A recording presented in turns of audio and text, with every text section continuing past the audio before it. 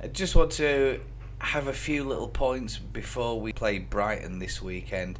And let's first of all start with a recap about Manchester United getting beaten away at Anfield 7-0. And a lot of Leeds United fans are absolutely rejoicing. And I'm not surprised. But there is a message of fear from that result. And that message is that the man who we were going to sign, Cody Gakpo, got 2 goals against Manchester United during that game. And guess what? That's right, we're going to be playing Liverpool on the 17th of April. So while we were all having a laugh and a giggle, I do hope that it doesn't come back to haunt us and that Gakpo smashes us for another few goals when he gets to Elland Road on the 17th of April. It looks like it's a nighttime kickoff. Not too sure whether that one's going to be a watch along or not. Probably not, because my time it works out at 2 a.m. kickoff. So it's 6 hours is the time difference in the summer, because it'll be summertime by then. It was, of course, former Manchester United manager Louis van Gaal who apparently persuaded Gakpo not to sign for Leeds United. And that was because the World Cup was coming up and that his valuations might well improve and rocket after the World Cup. And it might be a lot easier for him to find other clubs who are a little bit more ahead of us, shall we say, in the financial. And at the moment it looks like play and pay scales. So a very disappointing miss for us, that, I think, Gakpo. Let's just hope that he doesn't come back and haunt us at Leeds United versus Brighton match preview. Let's have a look at this weekend, and there is a lot of speculation going around online that Rodrigo will be returning to the fray for Leeds United. It's outside speculation at this point, and a number of fans have commented that we don't want him to come back into the starting 11 unless he is 100% fully fit.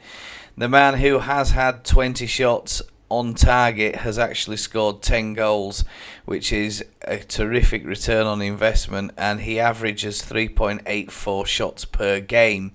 If he can come back in to the starting 11 for this game or in the next game or two, it's going to be a big lift for Leeds. Again, looking at this Brighton side, they are not where they are without the skill of their manager and their team as a whole.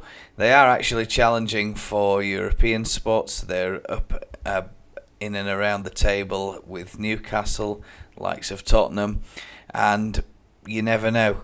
Are they pressing for that Europa Cup spot, or are they going to try and go on and finish in the top 4?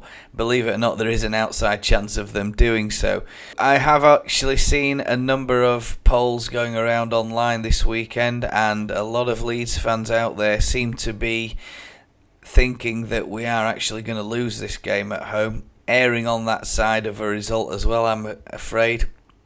This Brighton side is a very, very good side. They did us a favour last week by putting 4 past West Ham. Let's just hope that they don't do it to us at Elland Road, and we do actually manage to contain their attacking lineup and stop them from scoring, stop them from playing. I think we're going to have to be highly energetic in the face, making sure that they're not getting any time on the ball, and making sure that we try and dominate the possession, and more importantly, trying to dominate the chances, especially if we can get Rodrigo or Sinisterra back in the team. That's going to give a huge target boost for the squad, and we're going to have more of a chance of beating them with either one of those 2 strikers returning to the starting 11. Whatever happens, I know down at Elland Road there's going to be 36, 37, whatever it is, 38,000 people cheering the lads on. Hopefully you all get behind the lads, give them a real boost, and try and make it as intimidating as possible for Brighton when they visit us on Saturday. And that really just brings to a head this conclusion. Of course, I always like to leave it to the end. If you did enjoy the content, or you do want to see more Leeds United content from my channel, you know what to do. I shouldn't need to tell you, but you know, I had this made a little while ago. Alright. And smash the like button and all the rest of it. And of course, you're more than welcome to come at me in the comments box if you disagree with my opinion. It's only my opinion. I am quite often wrong. I was wrong about the Chelsea game. I was wrong about the Fulham game. I've been wrong about so many games, but unfortunately, maybe it's my moment to wake up is this one. And that moment is that, perhaps I need to be a little bit more realistic with my score predictions and match outcomes. So, yes, unfortunately, it's a 3-point win for Brighton for me as this one. I honestly don't see us being able to match their intensity, their skill, their creativity in the final third, and that's what we have been lacking as a team. And hopefully, Gracia has been working on a few things on the training ground with them. How do we open these other teams up, getting their defences turned towards their own goal, and hopefully creating more chances during the 90 minutes for ourselves.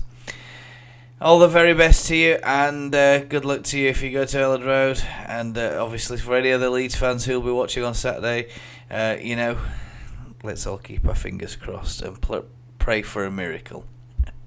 Take care, I'll see you next time.